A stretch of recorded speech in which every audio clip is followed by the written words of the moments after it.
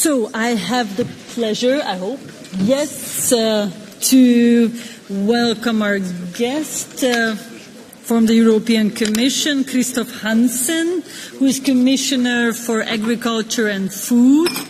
And I'm also calling to the podium our colleague Joke Schaufliege and Roberto Ciambetti, rapporteurs, Joke on Vision for Agriculture and Food, and also Roberto on Market Regulation and Support Measures in the Wine Sector. I invite everybody to the floor.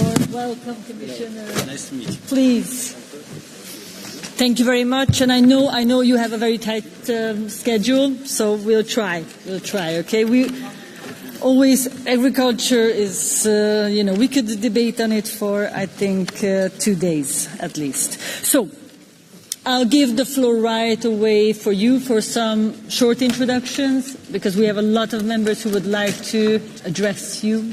So, the shorter you are, the more time you give them. Thank you very much. Perfect. Good afternoon, ladies and gentlemen. And first of all, I would like to thank you, President Tutu. It is a pleasure to be here and speak in front of the plenary of the Committee of the Regions. And I would like to thank the committee for these two very important opinions on the vision for agriculture and food from Rapporteur Joke Schaufliege, and the market regulations and support measures in the wine sector from Roberto Ciambetti. And both opinions are very timely and welcome, and as representatives of Europe's regions, your voice must be heard. And maybe let me start with the vision which responds directly to the key demands voiced by farmers last year. You all remember when they took it to the streets here in Brussels, but as well in other parts of Europe. And of course, they had three main demands: fairer income, so good prices for their quality products; less bureaucracy, but as well more reciprocity when it comes to international trade. And this vision sets our clear priorities for the future of European agriculture, and it explains how we aim to achieve them, while also recognizing that the diversity of farming across Europe's regions is one of our greatest strengths as well. And the challenges are also very diverse. A farm in the Austrian Alps might face different challenges than a farm in Finland or in Cyprus. And I can tell you, I visited meanwhile 19 member states, and when in the same week you are in Sweden and in Cyprus, it is a very diverse agriculture that we have in the European Union. So our response to today's challenges therefore cannot be one size fits all, and it has to be tailored and territorial, while at the same time ensuring the big C of the common agriculture policy. And while facing many challenges, farmers, fishers and the food industry are as well, for me, part of the solution to build a strong and resilient agri-food sector, and we will design these solutions pragmatically and in consultation with them. And we have moved very quickly. As you know, the European Commission has already presented the first sets of proposals. We began with the wine package, and I will return to this shortly, followed as well by a simplification package. But also in the beginning of the mandate, in the second week of the mandate, we have addressed the price issue with a reform of the Common Market Organisation and the Unfair Trading Practices Directive. And we also presented the Water Resilience Strategy and launched the livestock work stream on the water resilience strategy. I believe that my colleague Jessica Roswell will join you later to give you more details on that, but of course I contributed strongly to that one. And a major initiative that will soon come our way is as well the generational renewal strategy.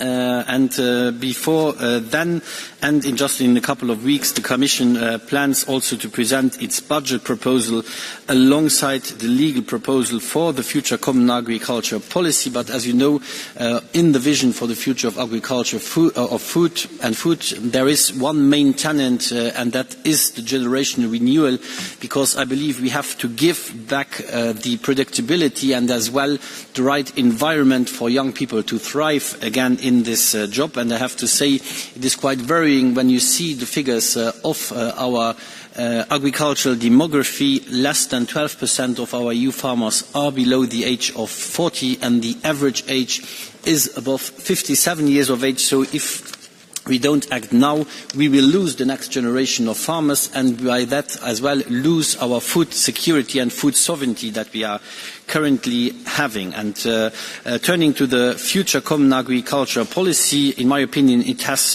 to be simpler and reduce excessive administrative burden for farmers. It should also be more targeted, shifting from conditions to more incentives. And since farming income is still too low compared to the average wages in the economy, we intend to keep income support. And again, it should be better targeted, for example, for young and new farmers in areas with natural constraints, and mixed farms. But I am of course very happy as well to hear your ideas on this point, to have a fairer agriculture policy. And farmers should continue to benefit from investment support and crisis and risk management tools. And on the green architecture of the future CAP, here the aim is to define a clearer balance between regulatory incentives-based approaches, shifting from conditions to incentives, and simplifying the current system of conditionality. And in all this, of course, Europe's regions have a tremendous responsibility and a crucial role to play. They have the unique ability to tailor strategies to their specific agricultural landscapes, supporting innovation and as well addressing local challenges. And however, I take note as well of your views concerning the regional dimension of the CAP to bring policy options into line with specific place and sector-based characteristics. And we are very committed to working closely with the regional authorities to ensure that the CAP continues to support sustainable and resilient agriculture practices that benefit communities across Europe.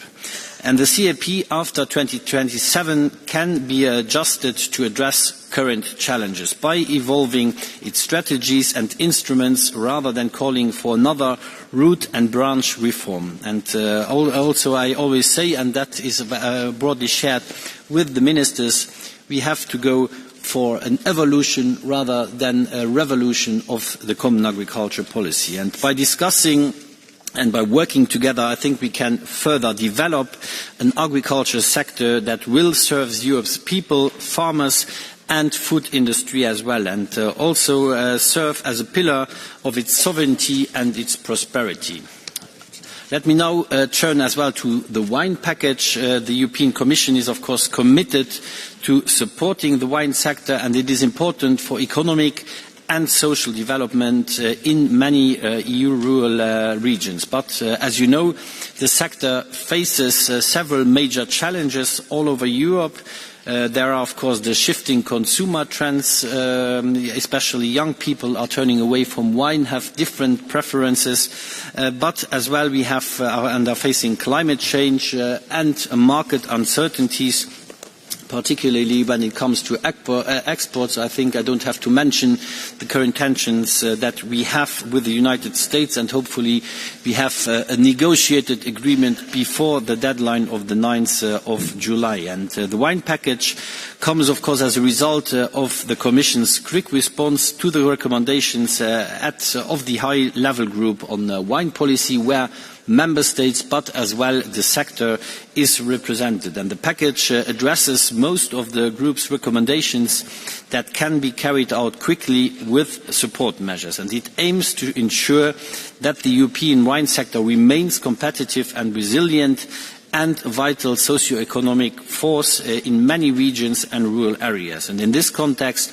we wanted to strengthen and support as well wine tourism to better highlight the link between viticulture and local and regional development. And with more instruments and greater flexibility, it will allow national and regional authorities to design and implement regional strategies that are more suitable to their needs. And I would like to thank members of the Committee of Regions for your wide support for the wine package and for swiftly adopting your opinion. And the committee plays, in my opinion, a very vital role in ensuring the democratic legitimacy of EU policy across Europe, and in reflecting on the EU regional diversity as well as the effects that EU policies have at local level. And in this regard, your opinion for me is most valuable. And this is exactly what the EU wine sector is about, as the opinion rightly says. And the wine sector is a cultural pillar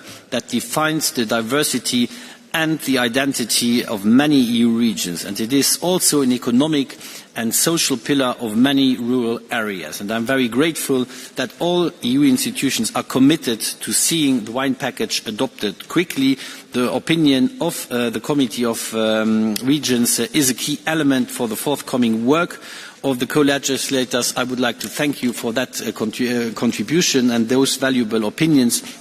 We would have a lot more to discuss when it comes to the future CAP, as well to the further simplification steps that we have launched already with the first CAP focused simplification package, but maybe we will get another opportunity in the future. So now I'm looking forward to get your comments as well on those two opinions, but as well on other points if you wish so. Thank you very much. We absolutely do. Thank you very much for coming to the Committee of the Regions. And now I will give the floor first to Jokesh Kaufliege, who is Rapporteur on Vision for Agriculture and Food. Thank you, President. Thank you, Commissioner, and dear colleagues. I will continue in Flemish. Thank you, Commissaris. Thank you, Commissioner, for that extremely useful presentation. A lot of words that contain a lot of hope. I don't think I need to explain to you or to colleagues that food and farming have always been an extremely important part of the history of Europe, and I'm of the firm conviction that in the future, farming, food security, these will be extremely important. Now, of course, food production and farming constitute a strategic sector, but that's maybe selling it short. If we are dependent on third countries for our food, then obviously that makes us vulnerable as Europe. In the current geostrategic context, this is not being underscored enough. Let us make sure that we have European food production in European hands. In order to do that, we need startups, we need economic success in farming, and that's essential to bring in and attract new farmers and increase the number of farmers. Market regulation mechanisms, such as public sector control of private storage, these are things that may help out. We need to look at direct payments as well. We need to free up money to support farmers in the green transition and also to stabilise market prices. We need to make sure that anybody buying agriculture products buy them at a price that covers the production costs.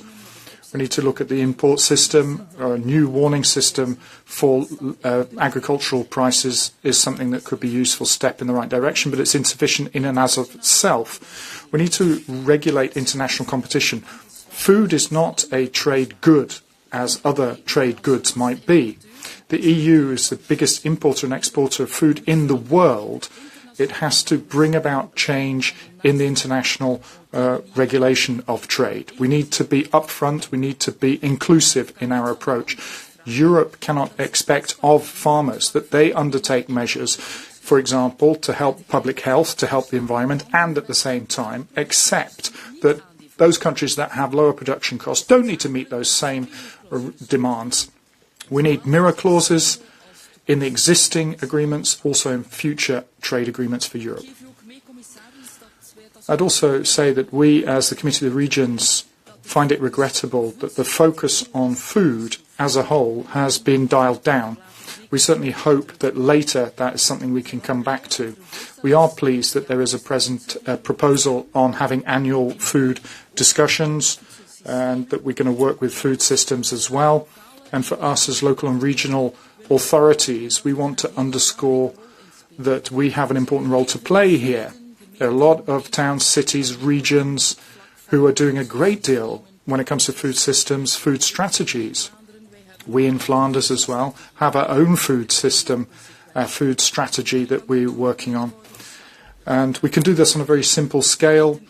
You can look at farmers' markets, but look at the food chain as well, but also look at procurement to make sure that in public canteens, such as in schools, that you have procurement carried out that is of a safe, regional and healthy manner.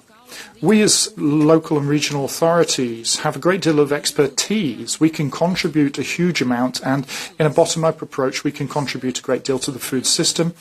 We would be happy to be a reliable partner in this and also in other aspects of the common agricultural policy. Thank you. Thank you so much. The floor goes now Roberto Giampetti, who is rapporteur on market regulations and support measures in the wine sector.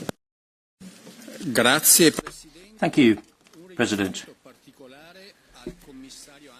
I'd like to express particular thanks to Commissioner Hansen, both for coming here today and for all of the work which he's done for European agriculture. We're world leaders in wine production, 60%.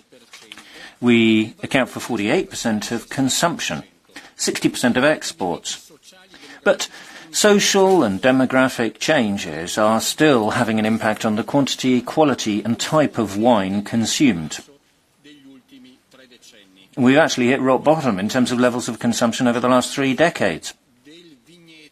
If we look at geographical indications, in 2024, the EU had 3.7 million hectares of vineyards. That's a 0.8% decrease on the previous year. A modest increase in Italy, Romania, Greece, but grubbing up elsewhere has led to a net decrease.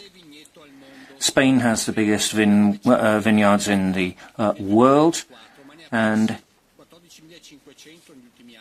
they've lost 14,000 hectares over the last few years. France is close behind.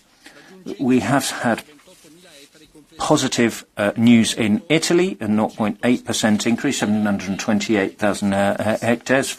Of the 7 largest vineyards in the world, Italy is the only area seeing positive developments.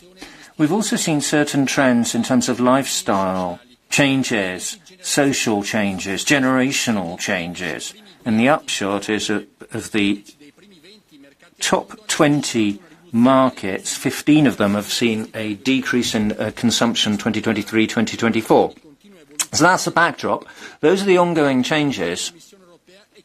The Commission has stepped in and made this proposal to change the regulation. The aim is to provide support to the wine sector, to help avoid market imbalances, and to encourage employment in rural areas, strengthen competitiveness of winemakers and wine producers more generally. This change to the legislation focuses on the following areas. Strategic plans, looking at national level under the Common Agricultural Policy. There's a clear definition of what should be done for aromatized wine products. As of May 2024, there's a high-level group on wine, which concluded its work in December 2024. That was set up by the Commission. It published a lot of strategic recommendations focusing on 3 major areas of intervention: managing, cultivation, measures to adapt to structural changes in demand, resilience in the sector, response to market changes, and the aim for seeking new market opportunities and adapting to them. As of the 3rd of April, we've had an inter-regional group on wine and nature, supporting rural development and representing the interests of the relevant European producer areas in EU policy. This is particularly urgent for wine producers. We've got 3 million people working for us across Europe. We're a cornerstone of the European economy, and this is particularly true in inland and rural areas. There's technical analysis, production data, consumption data for Europe and worldwide. Different stakeholders have been involved right across Europe and looking at different territories, listening to different opinions coming from different areas around Europe, Burgenland, Rioja, Sherry, Andalusia, and the Italian Brunello, Chianti, Montepulciano, Franciacorta, Prosecco, Valpolicella producers. And having heard from everyone, I wrote this opinion that supports the idea of changing the regulation. I'll just give you the gist. Eliminate sanctions for failure to use replanting permission, reuse financial procedures which are simplified, harmonisation of labelling, exchanges between member states, access to more transparent information for consumers, an invitation to proceed in a more proportionate manner with labelling, new products on the market. I think this is a key area in the discussions on this report. When you have that, when you have new products, you have to be crystal clear with the consumer. You have to be transparent to the consumer as to what you're offering. No alcohol and low alcohol products have to be very clearly labelled and explained to consumers. There's energy consumption, there's sugar content. We need to be transparent about gli emendamenti, ma appunto il parere. Some amendments have been put forward, but I think a lot of you have had a chance to have a look at the opinion already. If everybody would speak from now on 1 minute, it's in theory, everybody could get the floor. But I know, I will give the floor, as originally was agreed on, for the minutes, Piotr Kabecki. Just, if everybody can shorten it, more people can take the floor. Thank you very much. I will speak in Polish. Pani Przewodnicząca, Panie Komisarzu, sprawozdawcy. Chciałbym szczególnie podziękować. Madam President, Commissioner, Rapporteurs, thank you very much, Mr. Ciambatti, for the excellent work and the excellent NAT group meeting, where we looked at the document. I mean, Commissioner, your job is not easy. We're facing a crisis when it comes to economically, and the crisis in and of itself is not limited to the economy.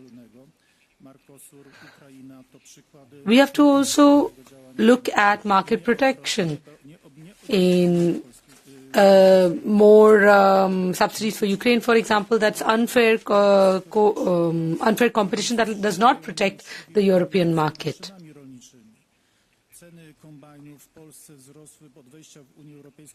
Furthermore, when we're talking about trade in agricultural equipment, this is something where tariffs have increased multiple times, but prices don't keep pace. So if we want to keep agricultural production in Europe, then we need to introduce a courageous system that actually ensures viability when it comes to production. We have environmental considerations, but they must be realistic. And we also have to protect our farmers. Red tape, that's another point. Of course, this must change.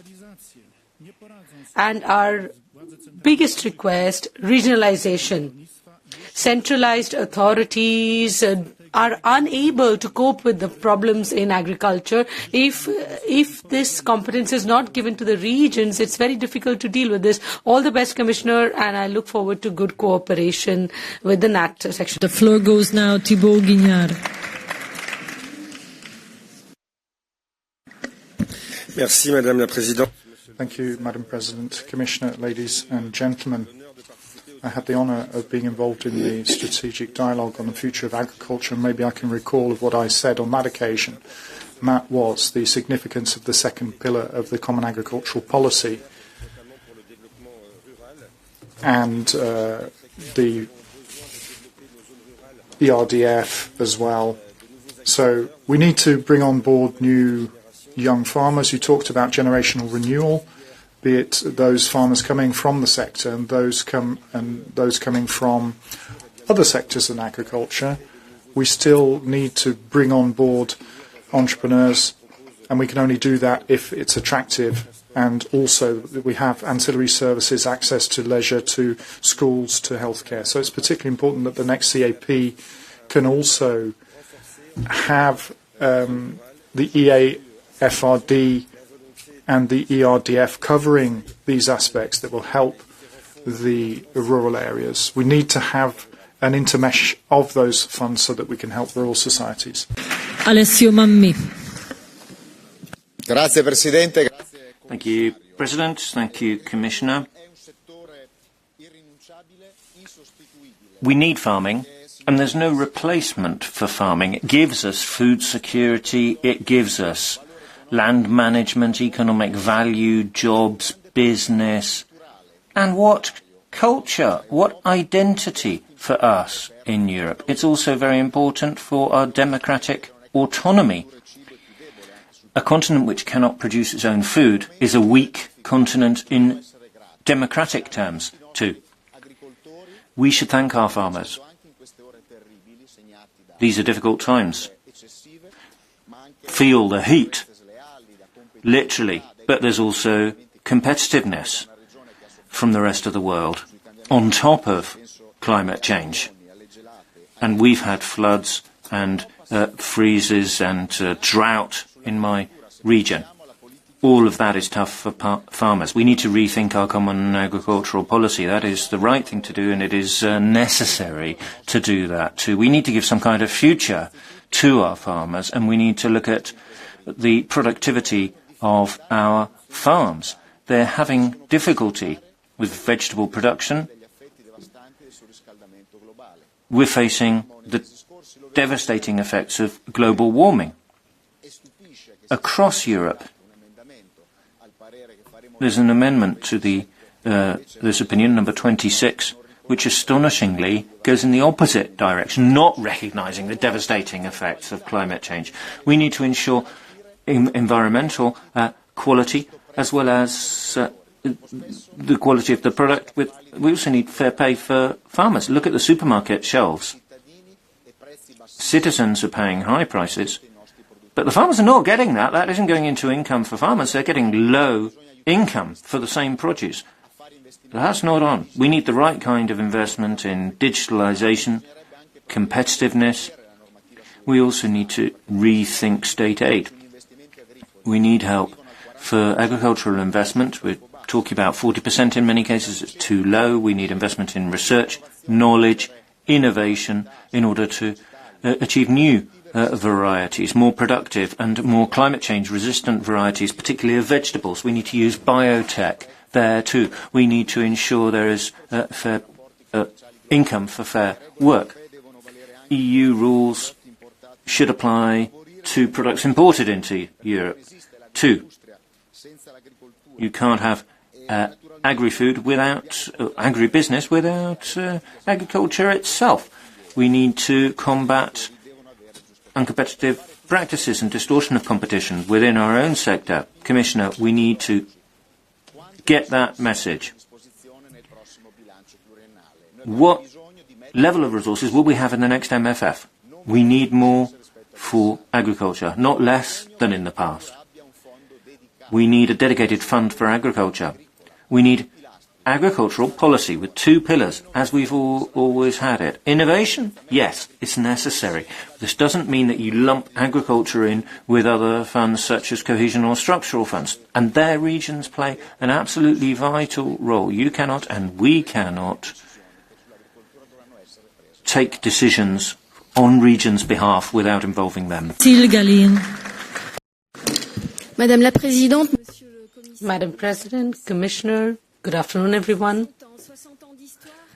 We've had the CAP for 60 years. It's been a policy that has helped our farms across Europe to survive, especially in regions that are geographically difficult. I'm thinking about islands and mountainous regions. The EU is agriculture. Today, agriculture is facing all sorts of crises, geopolitical crises, the climate crisis, market instability, income pressure, and the environmental transition where we must succeed.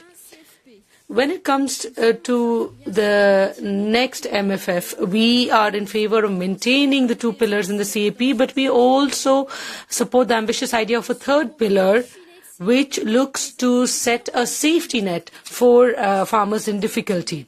This third pillar can be targeted and can be something where we look at crises like skyrocketing energy prices, droughts, floods, as well as to address the disappearance of family farms when it comes to livestock farming or the massive decline in income. Sustainable, competitive, fair agriculture is something that will be made possible through this third pillar. Here we're talking about solidarity and transformation. We have to help farmers to innovate, to adapt, to move towards new models, while at the same time respecting biodiversity, land and water resources. This policy, like everyone has said, must go hand in hand with rural development. Sometimes we have a exodus of the youth from rural areas. You don't have enough public services in rural areas. But rural development is key. It is not something that should be pushed to the background. It's an important lever in keeping our territories attractive. And if I can remind you, industry is also present in rural areas. 30% of French industry is in rural areas. When we're talking about trade, health, sustainability, these key topics must remain in rural areas and we must innovate there. Of course, we also have to look to Europe for its commitment, but we also have to listen to local and regional authorities because they are the ones who know the needs and the geography of their citizens the best. They know their expectations the best. We are looking for a modern policy that shows solidarity, that listens to people. In fact, 80% of Europe is rural areas, and these rural areas are vital to Europe, and they are an opportunity for Europe. Thank you very much, Vladislav Ortil. Dziękuję bardzo, Pani Przewodnicząca, Panie Komisarzu. W imieniu grupy EKR chcę... Thank you very much, President. On behalf of the ECR Group, I'd like to welcome you, Commissioner, to the COR plenary. We are talking about the future of the Common Agricultural Policy after 2027, and we have to not just restrict ourselves to establishing limits. That would be too little. I think when it comes to environmental conditions that are in place, this constitutes barriers for our farmers, and it's heavy red tape as well. Direct payments is really the only instrument that supports income of the farmers, regardless of the environmental demands. So it is difficult to ensure stability of the provision of food, but that is extremely important. There are problems on the global markets as well, and I think agriculture needs to be supported in a better fashion, given the crises that we're facing.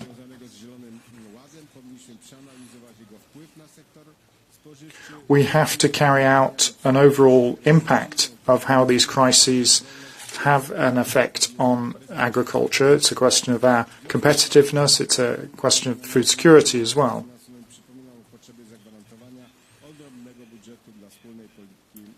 The debate on the CAP is making headway, but we need to have sufficient budget at the same time. For our region, the Podkarpacie region, support for farmers is extremely important. And it's important that we are showing solidarity with Ukraine, but that shouldn't be to the detriment financially of our farmers. And finally, I'd like to congratulate the author on this opinion. It's not just a question of the agriculture itself, but about traditions of regions. This regional approach also affects tourism. Thanks, Madam President. As we look forward to the post-2027 Common Agricultural Policy, the Committee of the Regions firmly believes that our farmers and rural communities must remain at the heart of Europe's agricultural vision. They are not just food producers, they are guardians of our landscapes, our cultural heritage and our food sovereignty. We welcome the Commission's emphasis on agriculture as a strategic sector. Yet we stress the need for a stronger regional and local dimension in the CAP. A one-size-fits-all policy cannot reflect the diverse challenges faced by our regions, from mountain farmers to coastal communities. Our communities must be empowered in the governance of strategic plans with the flexibility to respond swiftly in times of local crisis. The CAP must be more than a subsidy tool. It must ensure fair incomes, especially for young and small-scale farmers. We advocate for simplified income support tools and a stronger market regulation, including mechanisms to prevent the sale of products below production cost. Equity must guide our reforms. Small and medium-sized farms are the backbone of European agriculture, yet they often struggle to compete. The post-2027 CAP should ensure fair distribution of funds with specific support for smaller farms, young farmers and rural communities. This includes access to markets, training and infrastructure development. By levelling the playing field, we can foster a vibrant and diverse agricultural landscape. Let me stress the green transition must go hand in hand with social justice. If we ask farmers to do more for climate and biodiversity, we must match that with adequate financial support and practical solutions. Thank you. Thank you, Kirsten Helen Bille. Thank you, President. And to the rapporteurs, of course. I think there is enough evidence, scientific evidence, that confirms that agriculture, alongside with transport and energy, it is a major source of greenhouse gas emissions. If we pretend otherwise, we're not helping our farmers. We put them at greater risk by stalling the transition they need, and they need a support for. We strongly believe that the strive towards practices that work with nature rather than against it, that will enhance the biodiversity, reduce dependency on synthetic inputs and build resilience to climate but also external shocks. Sound water and healthy soils, that is actually the things that will give us better yields, but it will also protect the thing that we're taking that for granted, but it will also protect the yields from the farmers. I think that you can see it now. We're right now facing intense and prolonged heat waves. We can see our crops suffering, and we can see that our soils are drying out. It will not be against this backdrop, dismissing climate responsibility in the agriculture sector is not just misguided, it is increasingly detached from the lived reality on the ground. And that, therefore, I will also put the attention to the amendment that has been mentioned before on Joke Schaufelige's opinion, because we have red lines on the amendments 21 and 27, which actually take the responsibility off the shoulders of the agriculture. They are not more supposed to participate in the climate change and the green transition. We will not take that lightly, so we might have to not support the opinion as a whole if they are voted in. Let us not shy away from honest conversations.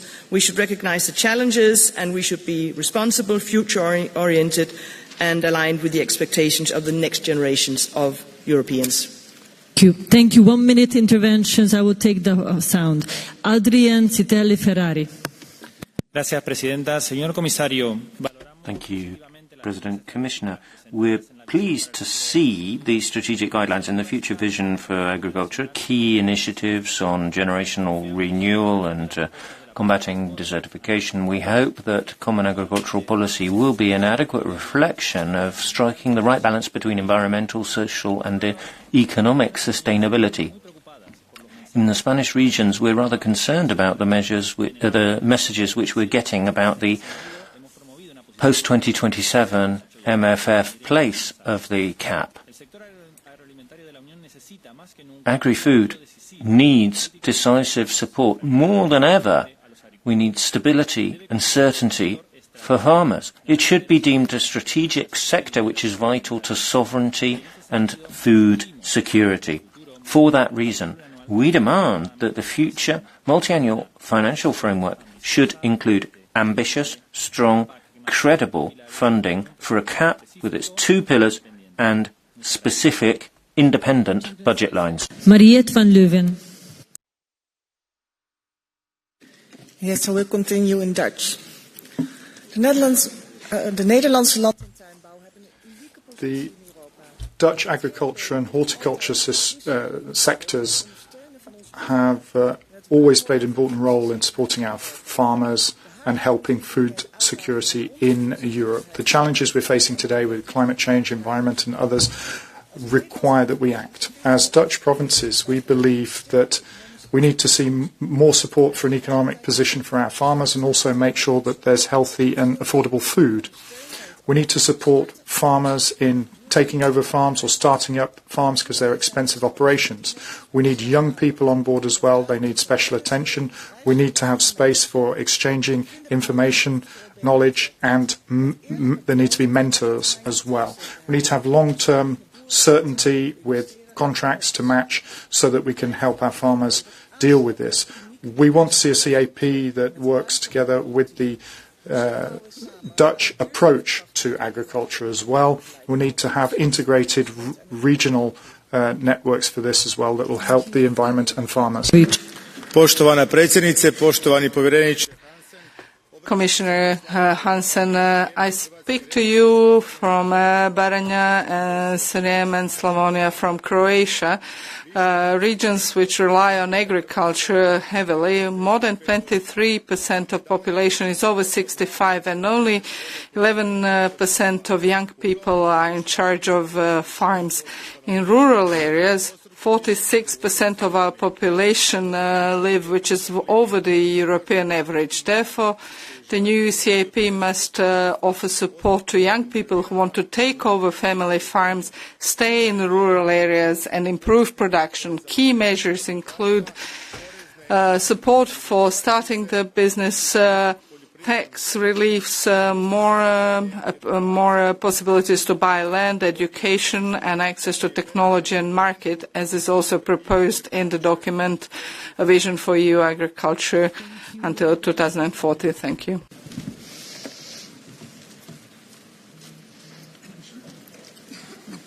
No, then. Okay, then Nanette Mauperty. Thank you, President. Monsieur le Commissaire, la politique agricole commune.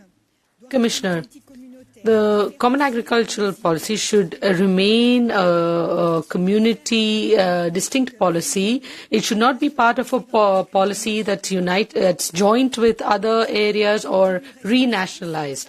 It would lose its sense as well as its capacity to act on the ground and its real strength. The French metropolitan area has the highest dependence on imported food. Furthermore, when it comes to food precarity, it has the highest levels. That's why we are asking for coupled aids for difficult areas should go beyond the 15% threshold in member states without any sort of distortion. We need to support traditional livestock farming, small productions, sectoral supply chains, and also to include special mechanisms for disadvantaged regions continuously in line with Article 174 of the TFU. Tisztelt elnök asszony, biztos úr, amikor a Dear President, Mr. Commissioner, when we are thinking about the future of agriculture, we need to mention two aspects. One, agriculture is one of the most important sectors that contributes to strategic security in the EU, and it is one of the most vulnerable sectors, which is facing quite a few challenges. It is very important to have a very strong independent CAP in the next programming cycle. We need to maintain direct payments because these helped farmers. They were a security net in the past years for farmers. We also need to keep the two pillars. And it is quite topical to think about carbon farming or biomass-based agriculture, but these can only be additional things on top of direct payments. So if I summarize, the current CAP model, even with its mistakes or difficulties, is capable of the perfect distribution supporting farmers. Thank you, Miriam Sterk. Thank you, President. In my work, I've spoken to countless of young farmers that only lack one thing, their perspective. And we talk about their future today. As the Commissioner said, we need to give back the predictability. There are a lot of issues facing our young farmers: climate change, biodiversity loss, and increasing demand for sustainability. But there's hope. Young farmers across Europe are ready to step up with passion and innovative ideas. Let's ensure that at least 5% of the CAP budget supports them, and that we reduce their administrative burden. Farmers deserve fair incomes, not only for producing food, but also for the green and blue services they provide. This requires a strong focus on regional diversity. A single national plan risks overlooking essential local needs. At least 30% of the CAP budget should be allocated to eco-schemes and agri-environmental measures. And we also call for a strong support for circularity, short supply chain, and social and technological innovation. Thank you. Thank you very much. José Manuel Caballero Serrano. Muchas gracias. Thank you very much. Thank you, Commissioner, for your words. Sounds lovely. Soon we'll see whether you follow through and it actually becomes reality. You've heard a pretty unanimous view from the regions of Europe and from the European Parliament too, supporting the idea of keeping a CAP budget. But the proposal is for a change in direction. It's illogical. It doesn't make sense. Agriculture is a strategic sector, as you've heard from others. It helps us maintain our independence. It helps us defend ourselves in the difficult geopolitical climate we're facing. And I also think it's rather odd that if you have EU countries with different ideologies and different backgrounds coming together and saying, yes, we want defence, yes, we want more money for weapons, as I say, it's rather odd that we can't reach the same agreement on benefiting farmers who are so vital to Europe.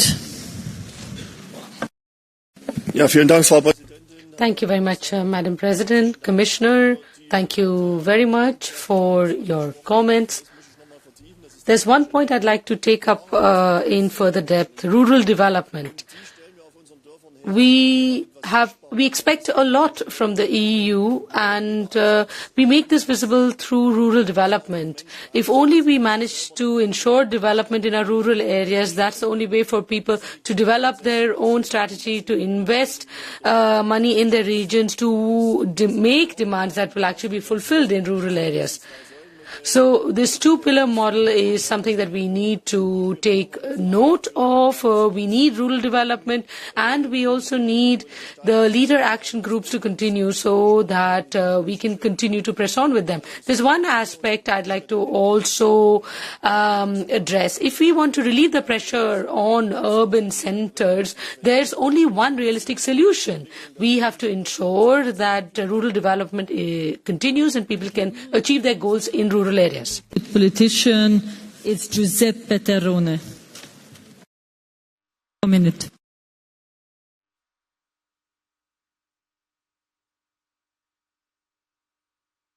Then, we have 1 minute. You can give it. Okay, to Sren Radim.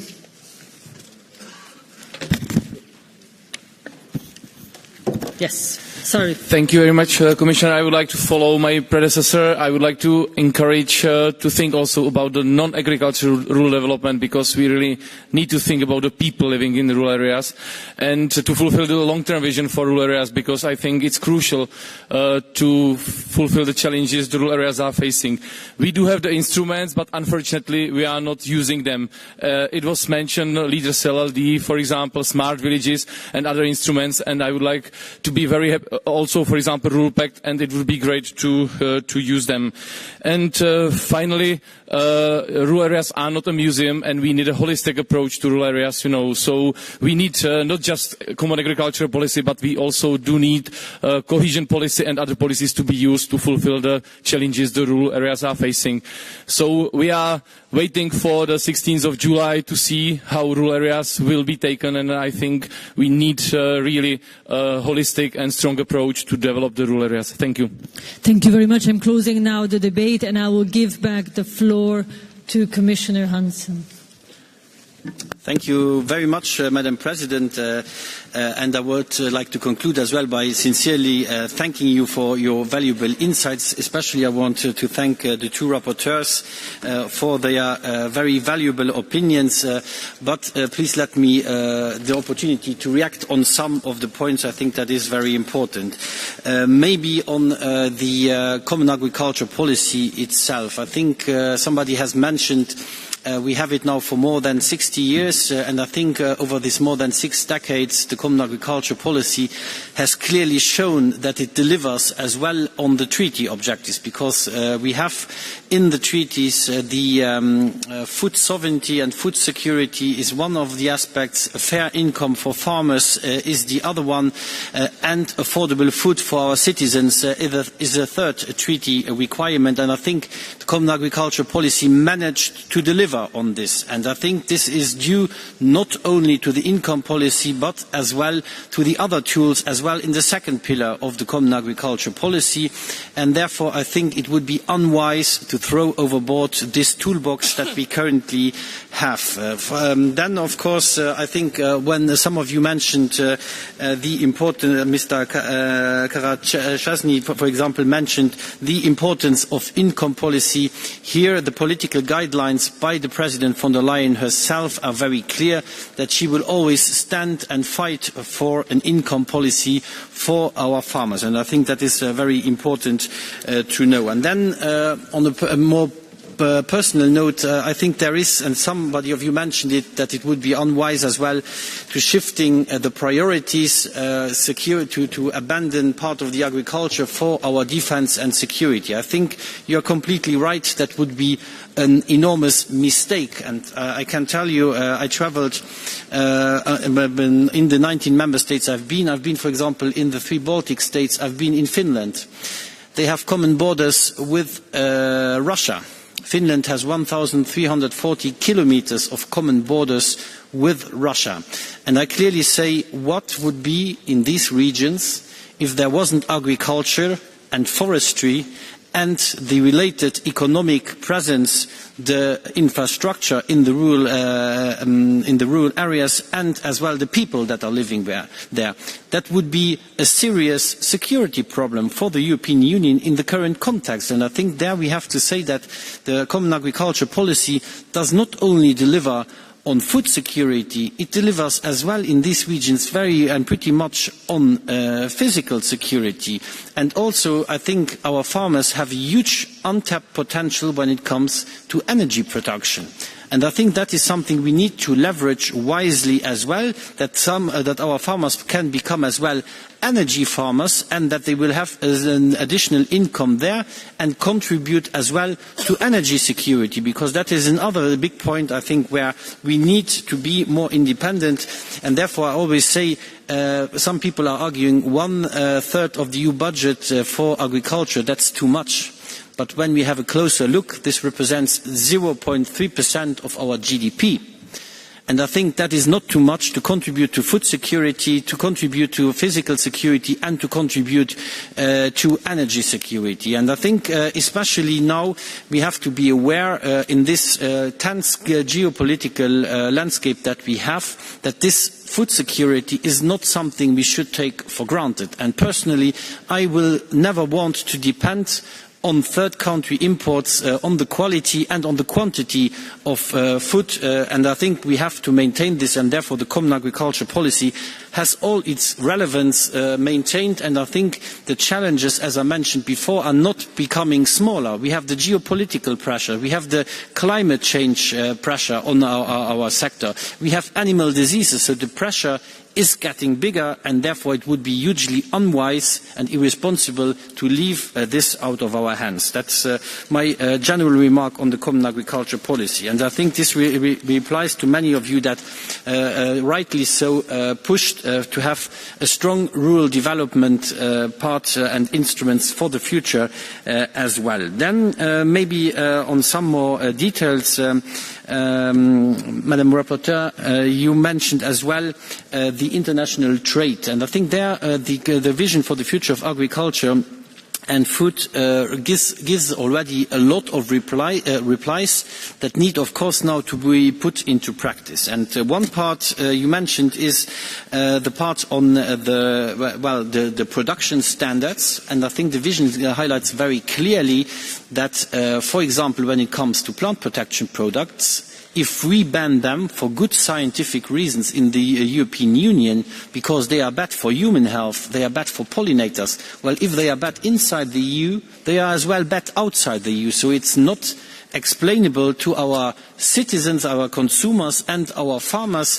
why these products can still come in, and that is why I work very closely with my colleague Oliver Vareli as well to establish a list of those pesticides that shouldn't be allowed back in, and this is reciprocity in action. I don't want to call it mirror clauses, because mirror clauses is a little bit, let's say, we are imposed to the world, but when we have scientific reasons, then this reciprocity needs to be put in practice. Then Mr. Mani from the beautiful Emilia-Romagna region mentioned as well the importance of to put productivity back at the center of the discussion. And I think this is as well something that we clearly state with our vision, because when we speak about giving a future and predictability, it is not, and our farmers know best, that they need to protect the soil, that they need to protect water, that climate change is a reality. But for me, sustainability has three pillars. It's not only environment, it is as well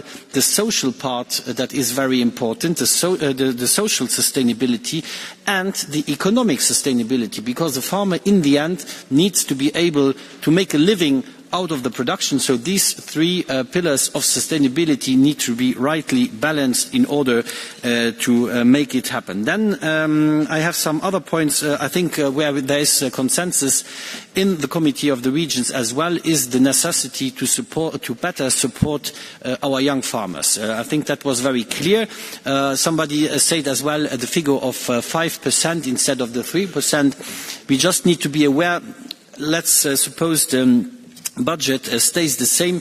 If we give 2% more, we have to take it away somewhere else. Otherwise, this is not going to work. So I think we have as well, in that context, to openly speak about degressivity and eventually as well about capping of payments, because this will as well allow to get this margin to reshift it where it is mostly needed. And that is something I said in the beginning. I think we really need, and this was as well a conclusion by the strategic dialogue report, that our limited support that we can give through the CAP needs to be better targeted to those most at need. And for me, if you ask me who is most at need, it's the young and new farmers, it's the family and mixed farms that are around and small farmers, and it's the farms in regions with natural constraints. And there Mrs. Maupertuis mentioned as well the coupled aid, and that should be revised. Of course, we will have problems with that when it comes to the WTO compatibility, but nonetheless I think we have to reflect again on that. I agree with you, especially since in certain sectors we have huge challenges. And here I would like to mention one of the sectors that is heavily under pressure for several reasons. It is the livestock sector, and that is why we launched as well the livestock strategy on the 8th of May when I had the conference on the vision for the future of agriculture and food, because the livestock has gone down in the European Union by 7.8% over the last 10 years. For several reasons, there is of course in certain member states political pressure to reduce the livestock. In others, it's mainly Cyprus. It is because of droughts and the lack of water. In others, it's just because it is a heavy and exhausting job to have livestock. And those farmers who stop with livestock, it's very unlikely that those who continue afterwards are continuing with livestock. So I think we need to pay a particular attention to the livestock sector and give again hope for them, because I think as well it is sometimes livestock is put a little bit into the dark corner of the room. I think that is a mistake, because livestock has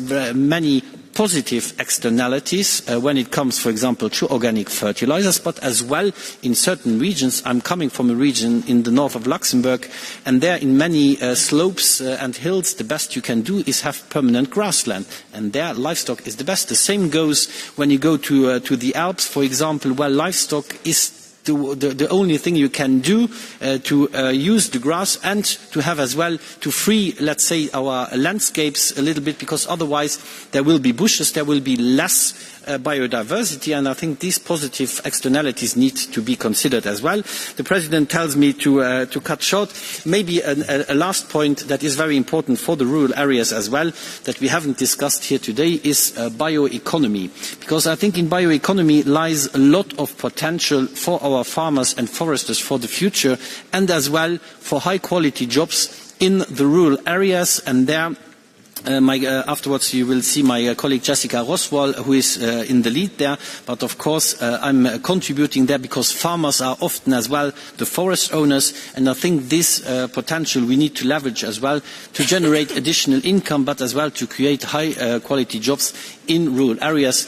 But this we keep it then maybe for a future plenary, and I would like to thank you very much for your valuable input. Thank you.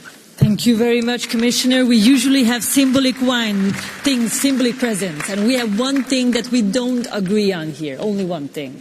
That's who has the best wine. That is the still debate. Luxembourg. So this is why I chose a wine that says tutto. Okay, and it is from Italy. I visited the region. It is from an ecologic production, absolutely local, biologically sustainable. So thank you very much for coming. Thank you, Commissioner. Thank you very much.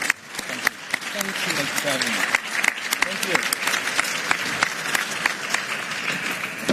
Thank you for having me.